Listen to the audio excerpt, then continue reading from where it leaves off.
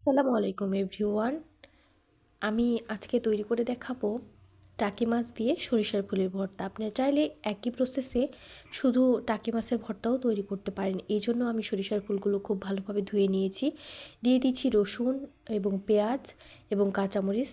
রসুন কোয়া করে নিয়েছি, দিয়েছি 1 চামচ লবণ, হলুদ গুঁড়া এবং মরিচ গুঁড়া সামান্য পরিমাণ, এবং দিয়েছি গরম মশলার গুঁড়া এবং আদা রসুন বাটা। দিয়ে সরিষার তেল দিয়ে খুব ভালোভাবে টাকি মাছ এবং রসুন, পেঁয়াজ এবং কাঁচামরিচ খুব ভালোভাবে কষিয়ে নেওয়ার পর পানি দিয়ে দিয়েছি সামান্য। তারপরে দিয়ে দিচ্ছি, পানিটা ফুটতে শুরু করলে দিয়ে দিব সরিষার ফুল। তারপরে দিয়ে দিচ্ছি উপরের দিকে তেল দিয়ে আমি কাঁটাটাকে বেছে নিচ্ছি। খুব সহজে কাঁটা চামচ দিয়ে কাঁটাটাকে বেছে নিয়েছি, দেখি বুঝতে পারবেন। তারপরে নেড়েচেড়ে খুব ভালোভাবে ভেজে নিয়ে ব্লিড করে নিলেই হয়ে যাবে টাকি মাছ সরিষা ফুলের ভর্তা। এতক্ষণ সঙ্গে থাকার জন্য ধন্যবাদ। আল্লাহ হাফেজ।